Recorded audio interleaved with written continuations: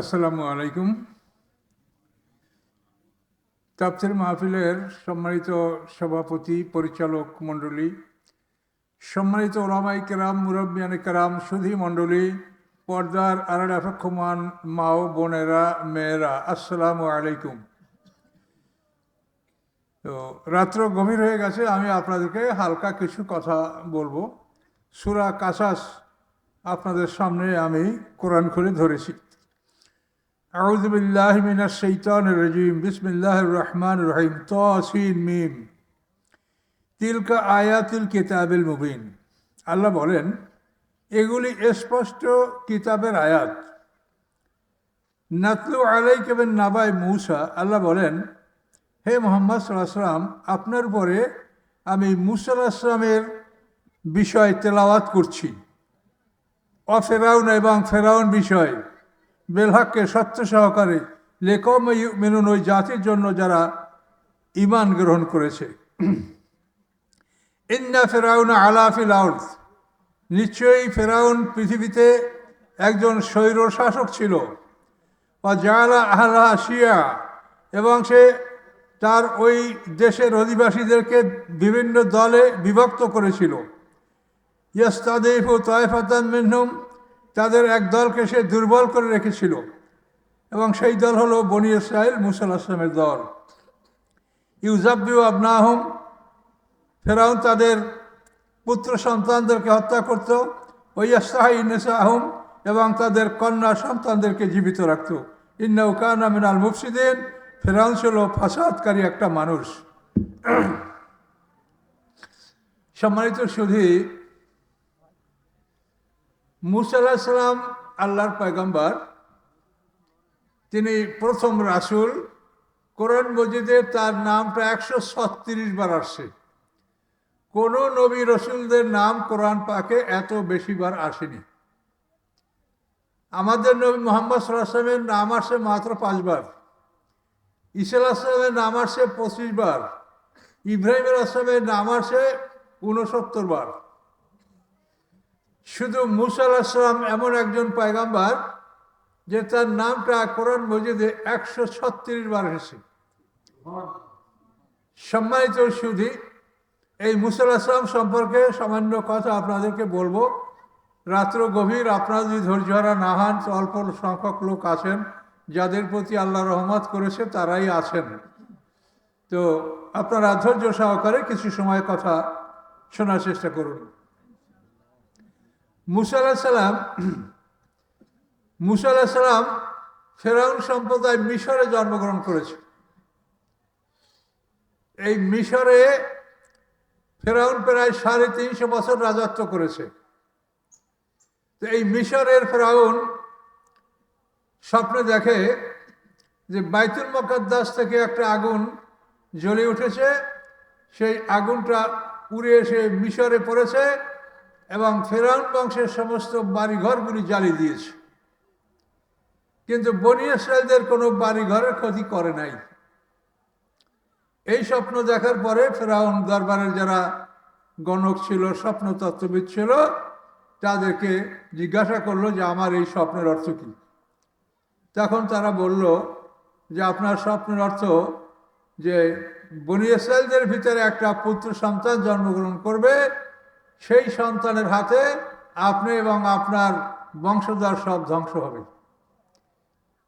এই কথা শোনার পরে ফেরাউন সিদ্ধান্ত নিল যে বনী ইসরাইলদের কোনো পুত্র সন্তানদেরকে জীবিত রাখা হবে না। বনী ইসরাইলদের নারীদের সামনে পাহারাদার নিয়োগ করা হলো যে পুত্র সন্তান হলেই তাদেরকে হত্যা করা হবে। এইভাবে ফেরাউন বনী ইসরাইলদের পুত্র সন্তানদেরকে হত্যা করতেছিল, কন্যা সন্তানদেরকে জীবিত রাখতেছিল। বহুকাল এরকম হওয়ার পরে ফেরাউনের মন্ত্রী পরিষদ তারা ফেরাউনকে বলল যে বনী ইসরাইলের এই পুত্র সন্তানদেরকে যদি এভাবে হত্যা করা হয়, তাহলে এই দেশের কাজকর্ম কারা করবে? নিম্ন শ্রেণীর কাজ যেগুলি, সেগুলি কারা করবে? তো সেগুলি তো আমাদের করতে হবে। কাজে বনী ইসরাইলদের সকল শিশুকে হত্যা করা যাবে না।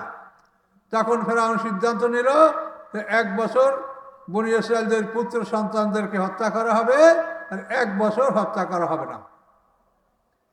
তো আল্লাহর এমন কুদরত, যে বছর বনী ইসরাইলদের সন্তানদেরকে হত্যা করা হবে সেই বছর আল্লাহ তাআলা মূসা আলাইহিস সালামকে পৃথিবীতে নিয়ে আসলেন, মূসা আলাইহিস সালাম জন্মগ্রহণ করলেন। তার কারণ আল্লাহ তাআলা সারা পৃথিবীর মালিক, তিনি কি ফেরাউনকে ভয় করেন? তো এই জন্য আল্লাহ যে বছর বনী ইসরাইলদের সমস্ত পুত্র সন্তান হত্যা করার মিশন ছিল, সেই বছরই মূসা আলাইহিস সালাম ভূমিষ্ঠ হলেন। মূসা আলাইহিস সালামের মায়ের নাম ইয়ারকা বা লুখা, পিতার নাম ইমরান। তো এই মূসা আলাইহিস সালাম যখন মাতৃগর্ভে বড় হলেন, যেটাকে অ্যাডভান্স স্টেট বলা হয়, যে মানে সন্তান ভূমিষ্ঠ হওয়ার সময় যখন আসলো, তখন ফেরাউনের দরবার থেকে তার জন্য এক নারী, এটা আরবিতে বলা হয় কাবেলা, মানে ধাত্রী মাতা পাহারাদার নিয়োগ করা হলো, যে এই মহিলা যদি পুত্র সন্তান জন্মগ্রহণ করে তো ফেরাউনের যে আর্মি আসে, স্কোয়াড আছে, তাদেরকে খবর দিতে হবে, তারা এই সন্তান হত্যা করবে। তো সেই ধাত্রী মাতা ফেরাউনের পাহারাদার তার সামনেই মূসা আলাইহিস সালামের মা মূসা আলাইহিস সালামকে প্রসব করলেন।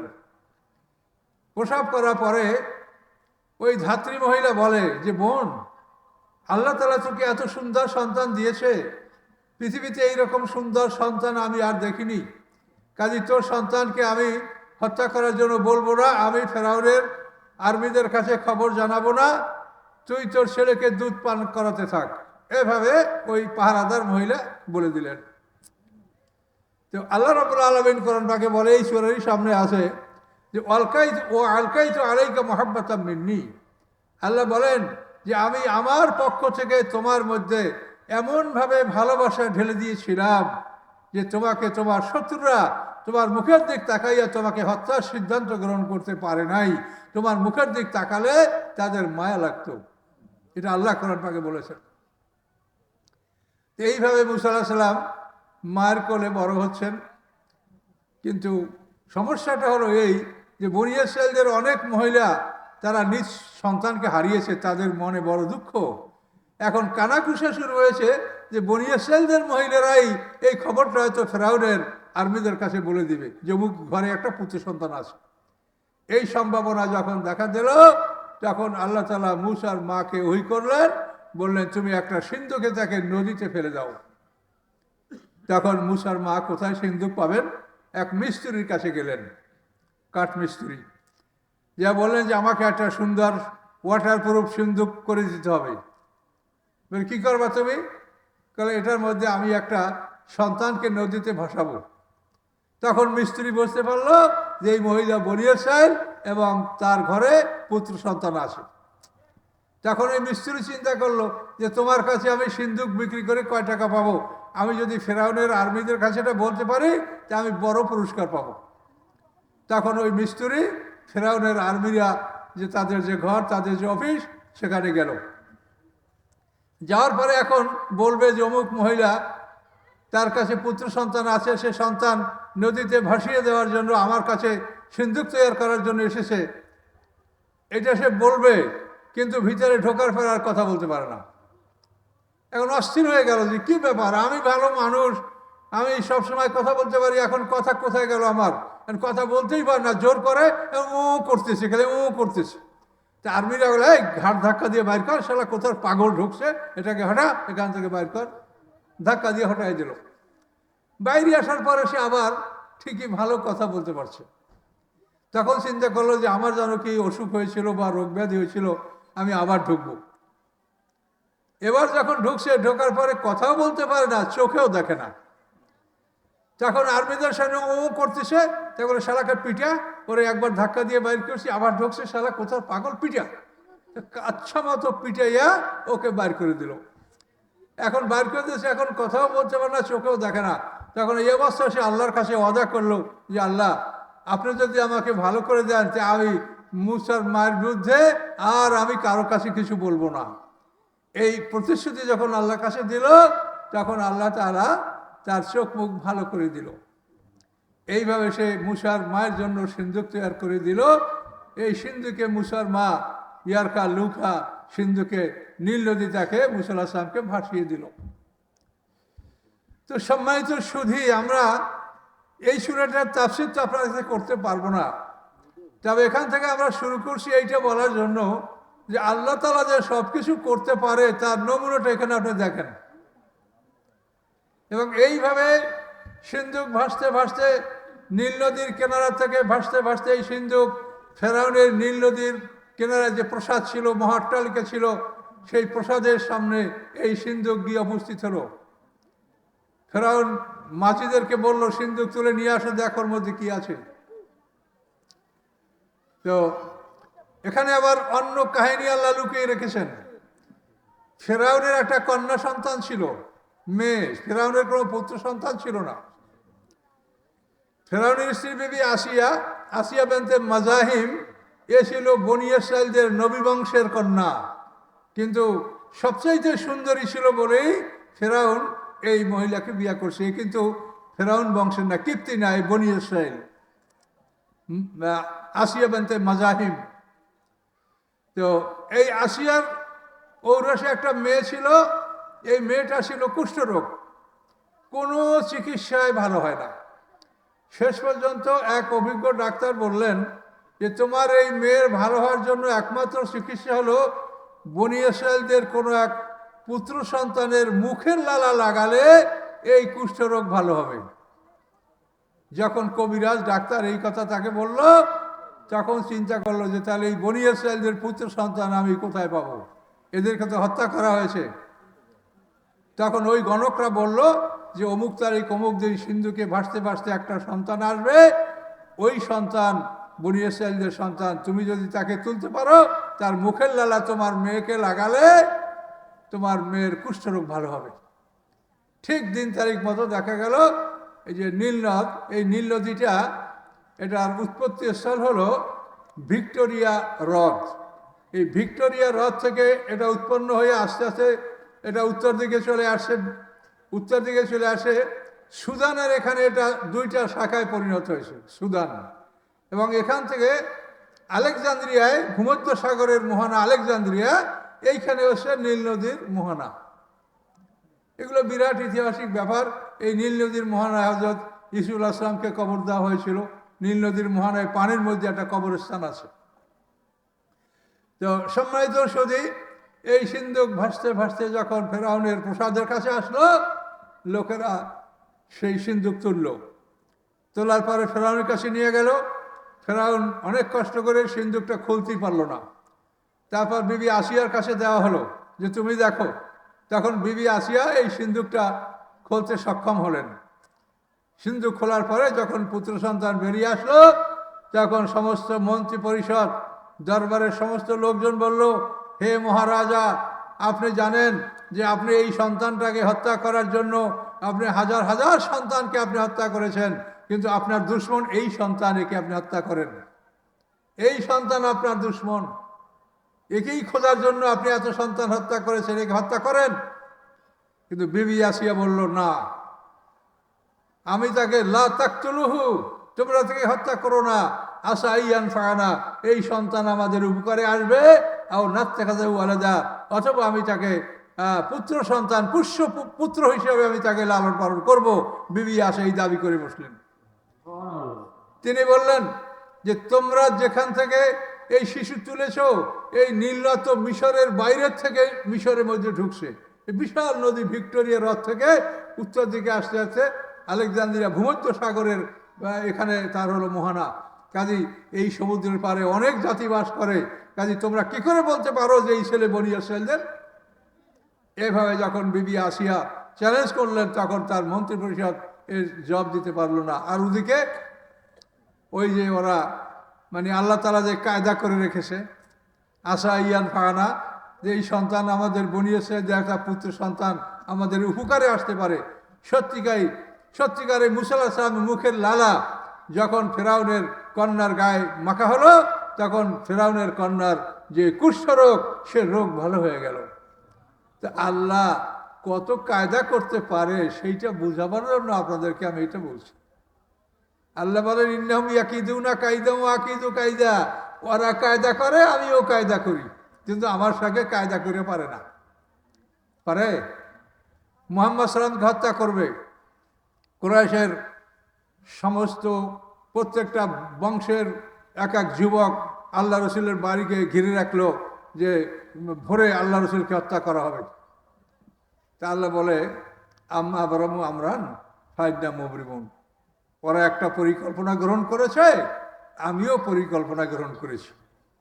যে ওরা পরিকল্পনা গ্রহণ করছে মোহাম্মদ সাল্লামকে হত্যা করবে, আল্লাহ বলেন আমি পরিকল্পনা গ্রহণ করেছি যে আমি তাকে নিরাপদে মদিনায় পৌঁছিয়ে দেব। এটি সব কোরআনে বলা আছে। আব্রামু আমরান ফাইন্না মুবরিমুন, তারা একটা পরিকল্পনা গ্রহণ করেছে, আমি আল্লাহ পরিকল্পনা গ্রহণ করেছি। তো সম্মানিত সুধী, এই কোরআন অত্যন্ত মধুর কোরআন। এই কোরআন যদি আপনারা শুনতে পারতেন তা আপনারা অনেক উপকার হতে পারতেন। বা আমাকে যে ভাই দাওয়াত দিয়েছেন, প্রত্যন্ত অঞ্চল, এখানে শিক্ষিত লোকের সংখ্যা কম। এটা আমাদের গ্রামাঞ্চলে সব জায়গায় একই অবস্থা। গ্রামে আর কয়টা লোক শিক্ষিত আছে? তারপর আপনাদের মাঝে অনেক আলেম ওলামা দেখলাম, অনেক লোক ভদ্রলোক এখানে আসছেন। তো আমি এই গভীর রাতে আপনাদেরকে সামান্য কথা বলবো যে আল্লাহর এই কুদরত আপনারা দেখতে পাচ্ছেন যে আল্লাহ কি ক্ষমতা রাখে। তো এই আল্লাহ রাব্বুল আলামিন আমাদেরকে কি শুনিয়েছেন? তিনি বলেছেন হুয়াল্লাযী খালাকাকুম ফামিনকুম মুমিন ওয়া ফামিনকুম মুমিন অমিনকুম কাফের। না, হুয়াল্লাযী খালাকাকুম ফামিনকুম কাফের অমিনকুম মুমিন, এই হলো আয়াত, সূরা তাগাবুনের 2 নম্বর আয়াত। আল্লাহ বলেন তিনি তোমাদেরকে সৃষ্টি করেছেন, হুয়াল্লাযী খালাকাকুম ফামিনকুম কাফের, তোমাদের প্রথম দল বড় দলটা হলো কাফের, দ্বিতীয় দলটা হলো মোমেন। আল্লাহ কোরআন পাকে ঘোষণা করছেন মানুষ হলো মোট 2 দল, মোমেন এবং কাফের। মরার পরে মানুষ থাকবে 2টা জায়গায়, ইল্লিন এবং সিজিন। মানুষের জান কবজ করে 2 দল ফেরেশতায়, এক দল হলো নাজিয়াত আর এক দল হলো নাশিতাত। সূরা নাজিয়াতে দেখেন আয়াত আছে। নাজিয়াত হলো কাফেরদের জান কবজ করার ফেরেশতা, আর নাশিতাত হলো মুমিনদের জান কবজ করার ফেরেশতা। তাহলে 2টা দল, এর বাইরে কোনো দল নাই। আমরা 73 দল 72 দল যাই বলি সেটা আমরা হাদিস ভিত্তিক বা অন্যান্য গ্রন্থ ভিত্তিক বলি, কিন্তু কোরআনে নাই। কোরআন হলো মানুষ 2 দল, মোমেন এবং কাফের। যারা লা ইলাহা ইল্লাল্লাহ বলে তারা সবাই মোমেন, আর এই কলমাকে যারা অস্বীকার করে তারা সবাই কাফের। এখন যারা লা ইলাহা ইল্লাল্লাহ বলে তাকে আপনি ঘৃণা করবেন না, তুচ্ছ করবেন না।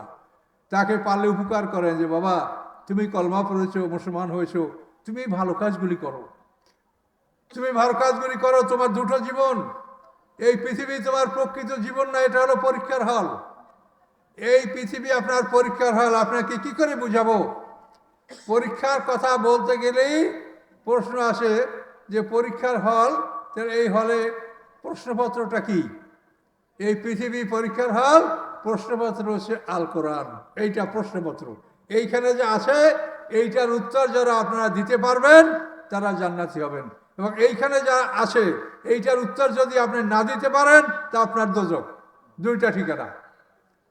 এখন এই প্রশ্নপত্র আপনার আমার সবার কাছে আছে কিনা বলেন?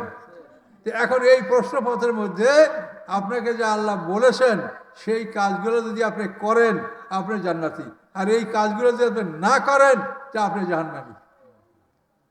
সোজা কথা। এখন এই কোরআনে কি আছে সেটা আপনাকে জানতে হবে। কোরআনে আল্লাহ আপনাকে প্রথমে লা ইলাহা ইল্লাল্লাহ, আল্লাহ ছাড়া কোনো মাবুদে আপনি শিরক মুক্ত, এক পরিষ্কার রূপে আপনি আল্লাহর প্রতি বিশ্বাস স্থাপন করবেন, এটা হলো আপনার কোরআনের দাবি। এরপর আপনি কি কি কাজ করবেন এই কোরআনে সব কিছু বলা আছে। তো আমরা এটা ডিটেলস এখন এই মুহূর্তে বলতে পারছি না। এক কথায় কোরআনে যেটা আদেশ সেটা আপনি পালন করবেন, কোরআনে যেটা নিষেধ সেটা আপনি বর্জন করবেন। এটা যদি আপনি করেন তাহলে আপনি পরীক্ষায় পাশ করবেন। এই পৃথিবী হলো পরীক্ষার হল। পরীক্ষা যখন শেষ হয়ে যাবে আল্লাহ মনে করবেন যে তোমার পরীক্ষা শেষ, তখন এই হল থেকে আপনাকে বের করে দিবে, আপনাকে আমাকে সবাইকে বের করে দিবে। হল থেকে বের হয়ে যাওয়ার পরে আমরা মৃত্যু থেকে বরজাক পর্যন্ত আমরা পর্দার আড়ালের জগতে থাকব। এই জগৎ সম্পর্কে বিশেষ স্পষ্ট কোনো জ্ঞান আমাদের নাই। এই পর্দার আড়ালের জগতে থাকার পরে ইসরাফিলের সিংহার ফুৎকারে আমরা জীবিত হব। এবং জীবিত হওয়ার পরে হাসরের ময়দানে আমরা বিচারের সম্মুখীন হব। সেই দিনটা হলো আল্লাহ কোরআন পাকে বলেছেন মেকদারু খামসিন আলফাসানা, 50,000 বছরের সমান একটা দিন। এই দিনে আল্লাহ তাআলা আমাদের বিচার করবেন। সেই বিচার দিনে যদি আমরা পাশ করতে পারি তাহলে আমরা আমাদের আমল নামাটা ডান হাতে পাবো, আর যারা ফেল করবে তারা বাম হাতে পাবে। এই তো একটা মানুষের জীবন, পাস এবং ফেল। এবং এটা সব হাসরের ময়দানে 50,000 বছরের সমান একদিন বিচারের হবে। সেই বিচারের দিনে এই ফয়সালাটা হবে যে আমরা কি ডান হাতে আমলনামা পাই না বাম হাতে পাই। এই জন্য আপনাকে কোরআন অনুযায়ী আমল করতে হবে। এই জীবনটা অত্যন্ত ক্ষণিকের জন্য, অত্যন্ত স্বল্প সময়। এখানে আপনি পরকালের একটা দিন 1000 বছরের সমান, শুধু বিচারের দিনটা 50,000 বছরের সমান। ওইটা বিচার, ও দিনটা আলাদা। বিচার যখন হয়ে যাবে, আমরা জান্নাত জাহান্নাম দুটি স্থানে চলে যাব, তখন ওয়াইন্না ইয়াওমান ইনদা রাব্বিকা কালফি সানাতিন মিম্মা তাউদ্দুন। কোরআন পাকে আল্লাহ বলেন পরকালের একটা দিন 1000 বছরের সমান। তো দুনিয়াতে হযরত নূহ আলাইহিস সালাম 1000 বছরের উপরে বয়স পেয়েছে, তাহলে সে একদিন একটু বেশি বয়স পেয়েছে। আমরা কতটুকু বয়স পেয়েছি বলেন? 1000 বছর বয়স পাইলে পরকালের 24 ঘন্টা, 500 বছর বয়স পাইলে 12 ঘন্টা, 250 মানে হ্যাঁ 1000 বছর যদি বাঁচি তাহলে একদিন, পরকালে একদিন 1000 বছর। 1000 বছর দুনিয়াতে বাঁচি তো আমরা একদিন হায়াত পেলাম। 500 বছর করলে আমরা 12 ঘন্টা, 250 বছরে 6 ঘন্টা, 100 বছরে 3 ঘন্টা, 62 বছরে 1.5 ঘন্টা। তাহলে 62 বছর যদি আমরা বাঁচি তো পরকালের তুলনায় মাত্র 1.5 ঘন্টা। এই সময়টুকু যদি আপনি ভালো কাটাতে পারেন, চুরি ডাকাতি জেনা নেশা জুলুম অত্যাচার এগুলির থেকে যদি আপনি বিরত থাকতে পারেন, এই 1.5 ঘন্টা 62 আর বালেক হইতে লাগবে আপনার 15 বছর। এর যোগ করেন, 62 আর 72 77, 77.5 বছর যদি আপনি বাঁচেন তো আপনি পরকালের তুলনায় সময় পাইলেন মাত্র কতটুক? 1.5 ঘন্টা। এই 1.5 ঘন্টার সময় আপনি সবুর করেন, 1.5 ঘন্টার সময় আপনি নিজেকে রক্ষা করেন, মানে সংবরণ করেন, আপনি নিজেকে হেফাজত করেন। এই 1.5 ঘন্টা যদি হেফাজত করতে পারেন, কোটি কোটি বছর আপনি শান্তিতে থাকবেন। এবং এই শান্তিটা এমন শান্তিটা চিন্তা করা যায় না। এই দুনিয়া এখন আমরা বৃদ্ধ হয়ে গেছি, অনেকে আপনারা বৃদ্ধ হয়েছেন, সব সমস্যা, হাঁটুতে ব্যথা, চোখে দেখা যায় না, দাঁতের সমস্যা, এই নানান সমস্যায় জর্জরিত। আর ওখানে আপনি কোটি কোটি বছর বাঁচবেন। কোরআন পাকে পরিষ্কার বলা আছে আম্মাল্লাযিনা সুঈদু ফাফিল জান্নাতি খালিদিনা ফিহা মা দামাতিস সামাওয়াতু ওয়াল আরদ। যারা সৌভাগ্যবান তারা জান্নাতে অনন্তকাল থাকবে। কতদিন থাকবে? আল্লাহ বলেন নূতন আকাশ পৃথিবী সৃষ্টি করা হবে। সেই আকাশ পৃথিবী যতদিন থাকবে ততদিন পর্যন্ত আপনাদের এক একটা মানুষের হায়াত হবে। জান্নাতে যারা যাবে তাদেরও, দোজখে যারা যাবে তাদেরও। কাজে কেন মানুষ এই শয়তানের কুমন্ত্রণায় পড়ে এই 1.5 ঘন্টার জন্য মানুষ আপনাকে পাপের দিকে নিয়ে যাচ্ছে? আপনি নেশা করবেন, আপনি অন্যায় করবেন, আপনি নামাজ পড়বেন না, আপনি জুলুম অত্যাচার করবেন, হ্যাঁ, এসব আপনাকে শয়তানের পরামর্শ দিচ্ছে। তার কারণ শয়তানের ইচ্ছা সে দোজখ ভরে দিবে। শয়তান আল্লাহর সাথে চ্যালেঞ্জ করেছে যে আমি আপনার দোজখ ভরে দেব, আপনি আমাকে কিয়ামত পর্যন্ত হায়াত দান করেন, আমি আপনার দোজখ ভরবো আপনার বান্দাদের দ্বারা। তা আল্লাহ বলছেন তোমাকে সহ আবার পাপী বান্দাদের দ্বারা দোজখ ভরবো, আবার আমি জান্নাতও পরিপূর্ণ করব। এই শয়তান হাসরের ময়দানে এই শয়তান সম্পর্কে বিচার যখন শেষ হয়ে যাবে তখনকার ঘটনা শুনেন। অকাল শয়তান লাম্মা কুজিয়াল আমরু ইন্নাল্লাহ ওয়াদাকুম ওয়াদাল হক। বিচার যখন শেষ হবে, বিচার সমাপ্ত হওয়ার পরে জান্নাতীরা সব জান্নাতে ঢুকবে, জাহান্নামীরা জাহান্নামে ঢুকবে। দুই দল দুই দিকে ঢোকার পরে আমাদের যে হায়াত, আমাদের যে হায়াত এবং মৌয়াত এই দুইটারই আকৃতি আছে। হায়াতের আকৃতি হলো ঘোটকি ঘুড়ি, আর মৌয়াতের আকৃতি হলো দুম্বা। তো জান্নাতে জান্নাতীরা প্রবেশ করবে, জাহান্নামে জাহান্নামীরা প্রবেশ করবে। এরপর জান্নাত এবং জাহান্নামের মাঝখানে একটা দুম্বা হাজির করাবে। দুম্বাটা হলো মৃত্যু। হযরত ইয়াহিয়া আলাইহিস সালাম আল্লাহর হুকুমে এই দুম্বাটা জবাই করে ফেলবে, ফলে মৃত্যুর মরণ হয়ে গেল, মৃত্যু মরে গেছে, আর আপনারা কেউ মরবেন না। সকলে বলুন সুবহানাল্লাহ। এইভাবে জান্নাত জাহান্নামের মাঝখানে এই দুম্বাটাকে জবাই করে ফেলা হবে, মৃত্যুর মরণ হয়ে যাবে, আর কোনো মানুষ মরবে না। এই যে হয়ে যাওয়ার পরে জাহান্নামের মধ্যে শয়তানের জন্য একটা আগুনের মেম্বার তৈরি করে দেওয়া হবে।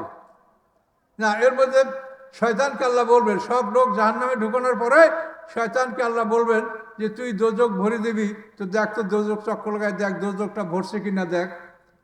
তখন শয়তান চক্কর লাগাবে, চক্কর লাগায় বলবে যে দোজকের একটা সিট খালি আছে, সেইটা সবচাইতে কঠিন শাস্তির জায়গা, এই জায়গাটা খালি আছে, আর সব জায়গাটা ফিল আপ। তো আল্লাহ বলবেন ওইটা তোমার জায়গা, ওইটা তুমি ঢোকো। শয়তান সেখানে ঢুকতে বাধ্য হবে। সেইখানে ঢোকার পরে আল্লাহ জাহান্নামের ঢাকনা, জাহান্নামের যে উপরের কভার, এটা চাপিয়ে দিবেন। এভাবে জাহান্নামকে আটকিয়ে দেওয়ার পরে আল্লাহ জিজ্ঞাসা করবেন, ইয়াউমা নাকুলুলে জাহান্নামা হালেম তালাতে। আল্লাহ সেই দিন জাহান্নামকে জিজ্ঞাসা করবেন, তোমার পেট ভরেছে ও দোজক, তোমার পেট ভরেছে? জাহান্নাম বলবে অতাকুলু হালমেন মাজিদ। সে বলবে আল্লাহ আরো আছে। তাহলে বোঝা গেল কি যে দোজকের পেট ভরে নাই, কিন্তু কোনো আসামি বাকি নাই, সবাইকে দোজকে ঢুকিয়ে দেওয়া হয়েছে। কিন্তু জাহান্নাম বলছে হালমেম মাজিদ, আল্লাহ আরো আছে কি? তখন আল্লাহ তাআলা কি করবেন? তাফসিরে বলা আছে আল্লাহ তাআলা তার কুদরতি বাম পাখানা এরকম দোজকের চাপে ধরবেন। তখন দোজক কাত কাত কাত করে তিনটা ডাক দেবে, চিৎকার করে বলবে আল্লাহ আমি ফেটে যাচ্ছি, আমাকে ছেড়ে দেন। তখন দোজকের উপর থেকে আল্লাহ তাআলা তার বাম পা, এই পাখানা বের করে নিয়ে আসবেন। এরপরে এই জাহান্নামের মধ্যে ইবলিসের জন্য একটা আগুনের মেম্বার তৈরি করে দেওয়া হবে। সেই আগুনের মেম্বারে ইবলিস দাঁড়াবে, দাঁড়ায় ইবলিসের ঘোষণা শোনেন কোরআনে কি বলা আছে, অকাল শয়তানু লাম্মা কুজিয়াল আমর। শয়তান বলবে যখন বিচার সমাপ্ত হয়ে গেছে, কি বলবে? ইন্নাল্লাহ ওয়াদাকুম ওয়াদাল হক, নিশ্চয়ই আল্লাহ তাআলা তোমাদের সাথে যে প্রতিশ্রুতি দিয়েছে এই প্রতিশ্রুতি সত্য। আর আমি যে তোমাদেরকে প্রতিশ্রুতি দিয়েছি যে মরার পরে কিছু হবে না, বিচার নাই, জান্নাত নাই, জাহান্নাম নাই, আখলাফতুকুম, এটা আমি তোমাদেরকে সত্যের বিপরীত কথা আমি তোমাদেরকে বলেছি। কিন্তু মা কান আলী আলাইকুম মিন সুলতান, আমার কোনো ক্ষমতা তোমাদের উপরে ছিল না যে আমি জোর করে তোমাদেরকে জাহান্নামে নিয়ে আসবো, জাহান্নামের কাজ করাবো।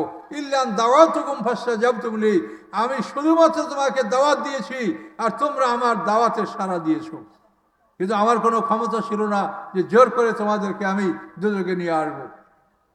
এইভাবে শয়তান তার বিবৃতি দিবে এবং বলবে যে তোমরা আমাকে ফালা তালু মুনি আলুমু আনফুসাকুম, তোমরা আমাকে অভিসম্পাত করো না, নিজেদেরকে অভিসম্পাত করো যে তোমরা কেন বিনা দলিলে আমার কথা শুনলে। কাজে এই শয়তানের বিবরণ হবে এই, যেই শয়তানের পরামর্শে আজকে সমাজের অনেক লোক খারাপ কাজগুলি করছে। কাজে আপনারা এখানে যেন কোনো রকম খারাপ কাজ না হয়, এই জন্য যারা মুরব্বী, যারা সচেতন, যারা মুরব্বী আছেন, পরিবারের প্রধান যারা আছেন, বয়স্ক আছেন, তারা অন্যদেরকে বুঝাবার চেষ্টা করবেন, তারা যাতে অন্যায় না করে, সবাই যাতে ভালো কাজ করে।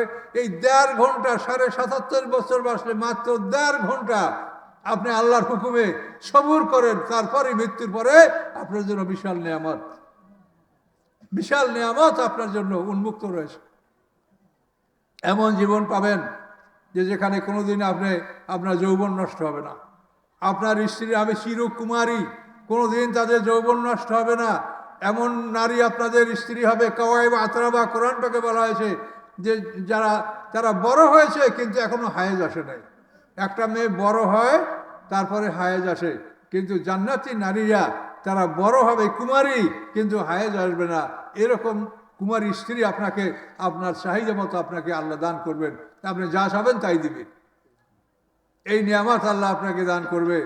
যে কোনো পাখির মাংস, যে কোনো ফলমূল, খাদ্য যা চাবেন, দুধের নহর, মধুর নহর, শরাবের নহর, সব কিছু জান্নাতে প্রবাহিত।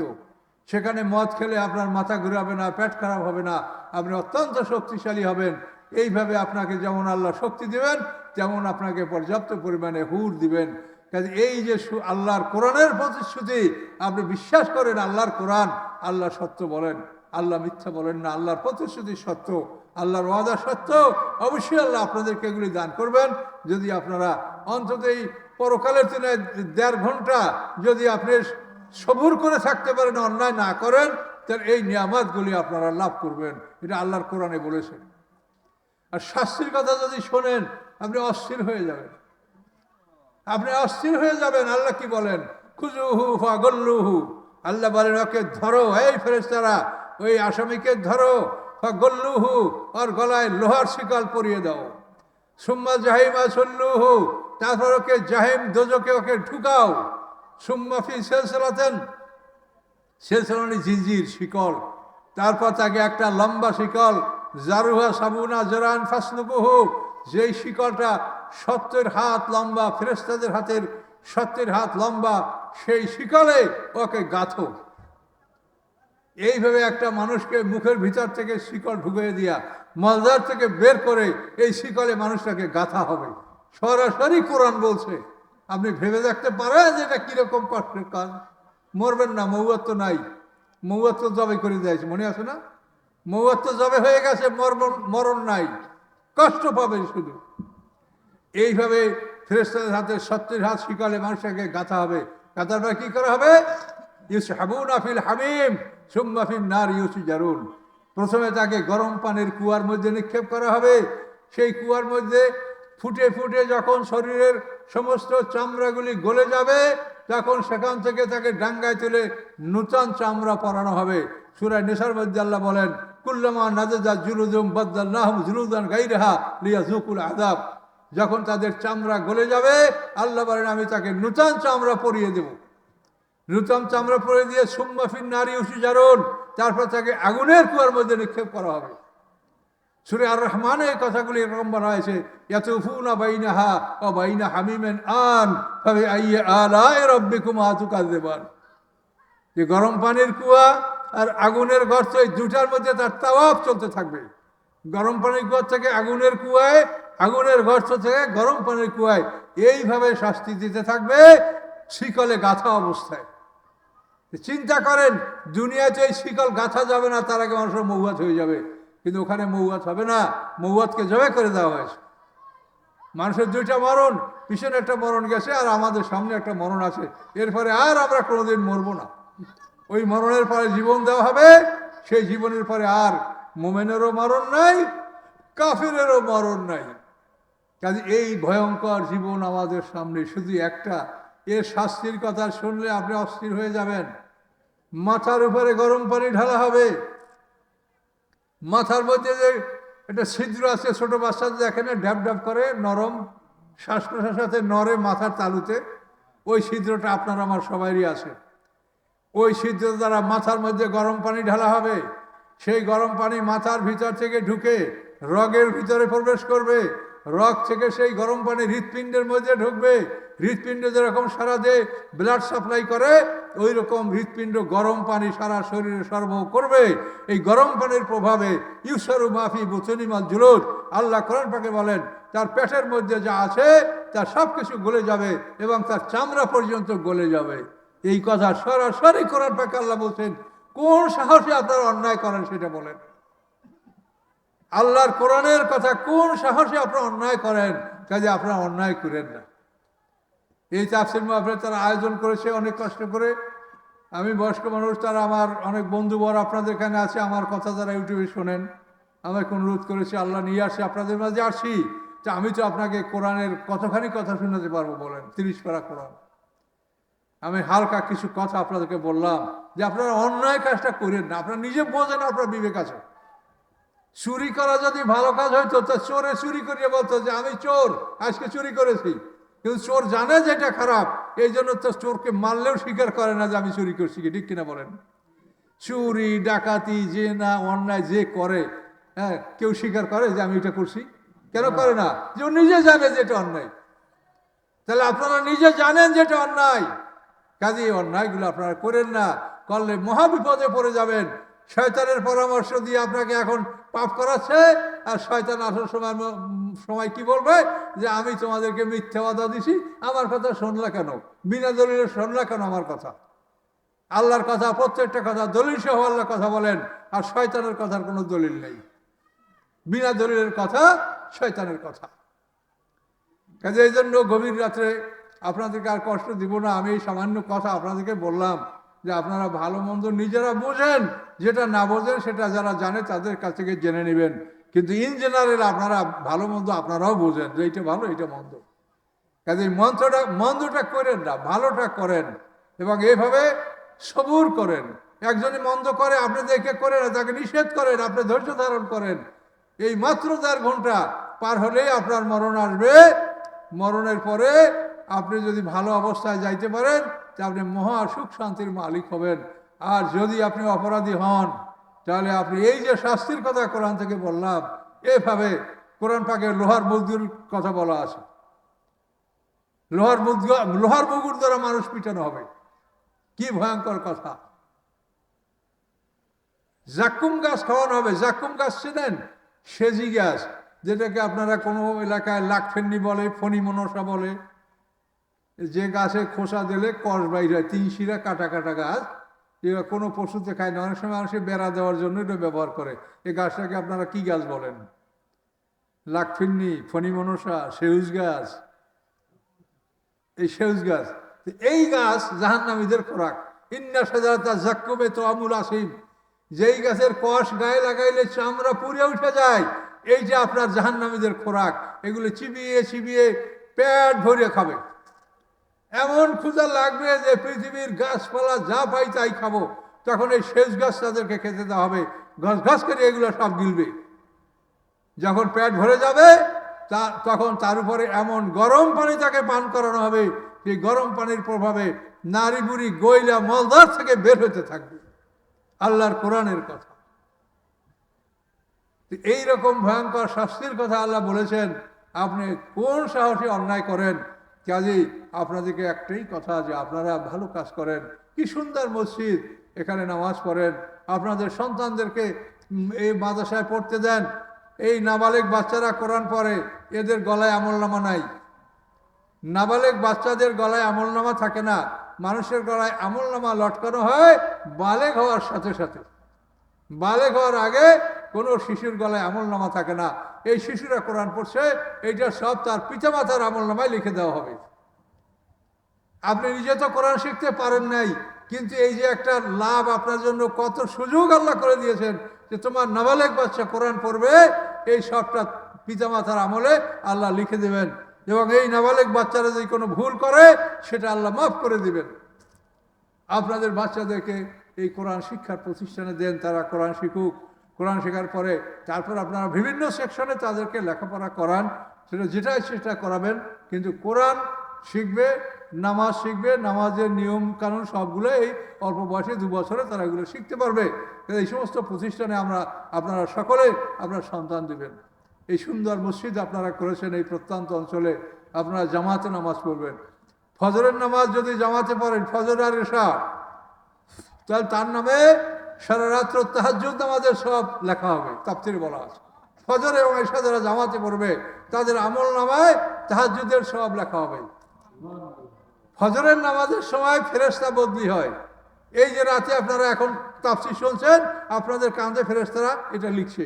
এই ফেরেশতারা ফজরের নামাজের পরে সূর্যোদয়ের সময় আকাশে যাবে, আবার ওই সময় আকাশ থেকে ফেরেশতা নামবে, তারা সারাদিনের আমল লিখবে। এই 2 দল ফেরেশতা ফজরের নামাজের সময় একত্রিত হয়। ইন্না কুরআন আল ফজরে কানা মাশহুদা, সূরা বনী ইসরাঈল আয়াত আছে। ফজরের নামাজের সময় 2 দল ফেরেশতা, অর্থাৎ রাতে ডিউটি করে যারা আকাশে যাবে আর আকাশ থেকে যারা জমিনে নামবে দিনের ডিউটি করার জন্য, এই 2 দল ফেরেশতা ফজরের নামাজের সময় একত্রিত হয়। এই জন্য ফজরের নামাজের ডবল রেকর্ড হয়। রাতের ডিউটি করছে যে ফেরেশতারা তারাও লেখে, আর আকাশ থেকে যারা নামছে দিনের ডিউটি করার জন্য তারাও ফজরের নামাজ লেখে। এই জন্য ফজরের নামাজ কোরআনে আল্লাহ বলেছেন ইন্না কুরআন আল ফজরে কানা মাশহুদা, এই ফজরের নামাজ এটা ডবল সব লেখা হয়। কাজে এই ফজর নামাজ আপনারা জামাতে পড়ার চেষ্টা করবেন। জীবন কতটুকু, শয়তান আপনাকে হাদিসের মধ্যে আছে যে মানুষকে শয়তান ঘুম পাড়ায়, যেরকম কামা ইহুদাস ছবি, যে শিশুকে যেরকম আপনি আস্তে আস্তে হালকা থাপড়াইয়া ঘুম পাড়ান, শয়তান ফজরের সময় আপনাকে ওইরকম ঘুম পাড়াবার চেষ্টা করে। আপনি বিছনা থেকে জোর করে লাফ দিয়ে উঠবেন, লা হাওলা ওয়ালা কুওয়াতা পড়বেন, আউযুবিল্লাহ পড়বেন, উঠে উজু করবেন, ইস্তেনজা করবেন, উজু করবেন, সালাত কায়েম করবেন। আপনার সারাদিন মঙ্গল হবে, সুন্দর হবে, আপনার দিন ভালো কাটবে, আপনি আল্লাহর কাছে নেক পাবেন, এর উসিলায় জান্নাত পাবেন। কাজে এই বিষয়গুলি হালকা হালকা এগুলি আপনারা করেন। আপনারা বড় কিছু করতে যদি না পারেন, এই অল্প কিছু যা পারেন এগুলি করেন। তার কারণ আল্লাহ তাআলার কোনো অভাব নাই যে আপনি কম ইবাদত করছেন এই জন্য আল্লাহ আপনাকে শাস্তি দিবে না। আপনি যা পারেন তাই করেন, কিন্তু মনোযোগ সহকারে বিশুদ্ধভাবে এটা করার চেষ্টা করবেন। কাজে আপনারা এইভাবে আপনাদের আমলকে দুরুস্ত করবেন। যারা শুনেছেন, যারা শুনে নাই, তাদেরকে এই কথাগুলো শোনাবেন যে পরকালে আমাদের এই ভয়ঙ্কর শাস্তি, আবার অত্যন্ত বড় নিয়ামত, মানে সোনার উপর তৈরি বিল্ডিং, অট্টালিকা, আপনি এইভাবে বড় বড় প্রসাদ আপনাকে দেওয়া হবে, আপনাকে আপনার চাহিদা মতো হুর দেওয়া হবে। গেলমান হলো সেবক, চিরকিশোর, যারা যদি বালেগ হয় তো আপনার ঘরে সেবা করতে ঢুকতে পারবে না, আর যদি একেবারে ছোট হয় তো সেবা করতে পারবে না।